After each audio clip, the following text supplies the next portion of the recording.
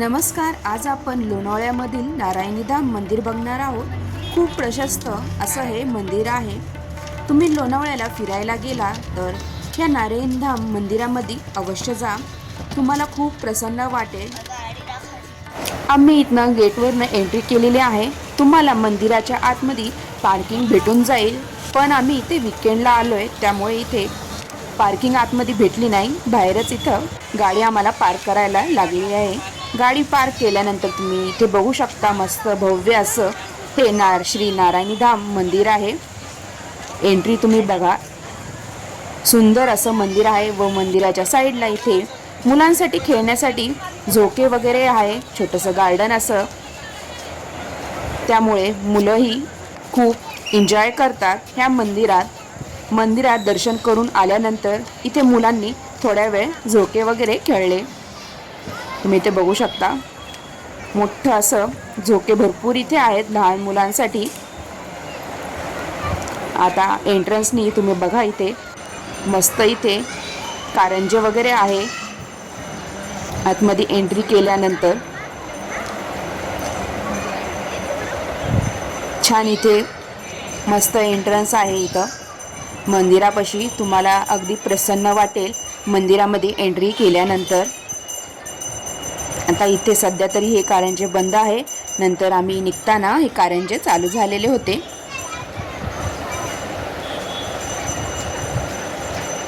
मोठा असा हे नारायणी धामचा परिसर आहे. तुम्हाला मी एक एक करून दाखवणार आहे. हे तुम्ही बघा, मोठं असं कारंजे आहे इथे. भरपूर असं इथे महाप्रसाद पण भेटतो दुपारच्या वेळेस 12:30 नंतर.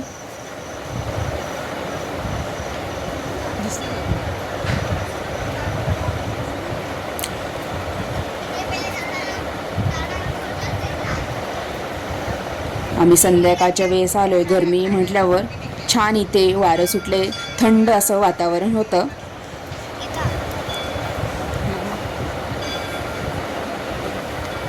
तर इथे आपल्याला चपला वगैरे मंदिरात जायच्या आधी इथे खाली साईडलाच मंदिराच्या साईडला चपला स्टँड आहे. तुम्ही साईडलाही काढू शकता किंवा आतमध्ये स्टँडमध्ये चपला ठेवू शकता. तर इथे आम्ही साईडला चपला काढून घेतलेल्या आहेत. चपला काढून झाल्यानंतर तिथं पाणीही आहे हात वगैरे धुण्यासाठी. पिण्याचे पाणीही तुम्हाला तिथे भेटून जाईल. मस्त इथं बघा, आता मंदिरामध्ये आम्ही एंट्री करत आहोत. गर्दी आता वीकेंड म्हटल्यावर भरपूर अशी गर्दी आहे. लोणावळ्याला लोक फिरायला येतात. लोणावळ्याला फिरायला आल्यानंतर ह्या नारायणी धाम मंदिरामध्ये जरूर येऊन जातात. पाहण्यासारखं आहे हे मंदिर. आता लाईन लावलेली आहे, गर्दी आहे, त्यामुळे लाईनीत इथे दर्शन घेतलेले आहे आम्ही. एकदम प्रसन्न असे वाटते इथे नारायणी धाम मंदिरात आल्यानंतर. हे नारायणी धाम मंदिरही खूप सुंदर आहे. एकदम मार्बलच्या ह्याच्यात पूर्ण हे मंदिर बनवलेलं आहे.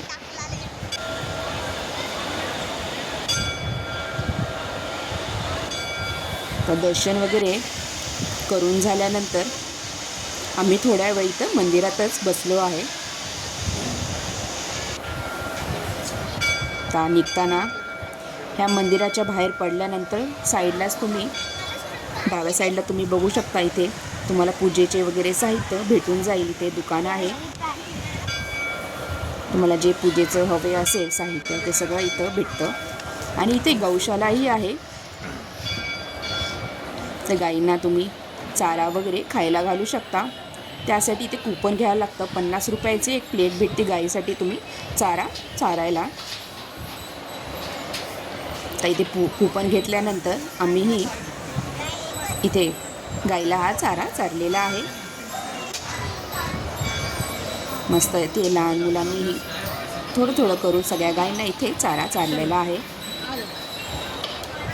छान, मुलांनाही छान वाटतं असं.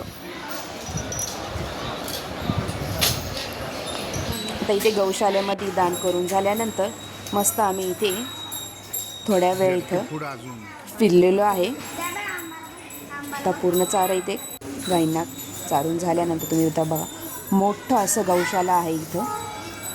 आता गौशालेमध्ये जाऊन आल्यानंतर आम्ही काही बाहेर मंदिराच्या बाहेर पडल्यानंतर मंदिराचे वगैरे काही आमचे फोटो क्लिक केलेले आहेत। मस्त तुम्हाला इथे दाखवते, मस्त इथे तुम्ही फोटो वगैरे क्लिक करू शकता। प्रशस्त असं हे मंदिर आहे। आता तुम्हाला जे मी मंदिराच्या साईडला एक स्टॉल दाखवलेला होता जिथे पूजेचे सगळे साहित्य भेटतात, तुम्ही ते बघू शकता। मस्त असे दिवे वगैरे सगळं इथे आहे। मस्त इथे छान असे दिवे होते इथे। पूजेसाठी तुम्हाला इथे वस्त्र भेटून जाईल व कृष्ण असतो त्यासाठीही तुम्हाला इथे कृष्णासाठी कपडा भेटून जाईल। मस्त इथे छान छान असे कपडे आहेत। आता बघा जाताना आणि निघताना इथे बघा कारंजे हे फाउंटेन चालू झालेले आहे। किती संध्याकाळच्या वेळेस हे असे फाउंटन खूप छान वाटते। मस्त इथे फाउंटन आहे आणि पुढे एंट्रीला तुम्हाला बघू शकता मोठं असे कारंजे आहेत। आता निघताना मी काही फोटो इथे क्लिक केलेले आहेत। मग बघा इथे तुम्ही मोठं असं कारंजे आहे इथे। निघताना आम्ही इथे कारंजे चालू झालेले आहे। आता इथे बघा काही राहण्याची वगैरे सोयी आहे। या मंदिरात रूम्स अवेलेबल असतात पण तुम्हाला आधीच बुक करायला लागतात। आणि महाप्रसाद घ्यायचा असेल तर इथे तुम्हाला महाप्रसाद भेटून जाईल, पण कूपन आधीच घ्यावे लागते आपल्याला। महाप्रसादासाठी कूपन आपल्याला 10 ते 11च्या दरम्यानच घ्यावे लागते व महाप्रसाद 12:30 नंतर चालू होतो। कूपन असल्याशिवाय महाप्रसाद भेटत नाही। 100 ते 150 पर्यंत आपल्याला हे महाप्रसादाचं कूपन भेटून जातं। व इथे जो महाप्रसाद भेटतो सात्विक असं जेवण, शुद्ध शाकाहारी जेवण असतं आणि अनलिमिटेड इथे तुम्हाला महाप्रसाद भेटतो। अशा प्रकारे तुम्हाला माझा हा छोटासा व्लॉग कसा वाटला नक्की कमेंटद्वारा कळवा व तुम्हीही नक्की लोणावळ्याला गेल्यानंतर ह्या नारायणी धाम मंदिरात अवश्य जा व माझ्या चॅनलला लाईक, शेअर आणि सबस्क्राईब करायला विसरू नका। धन्यवाद।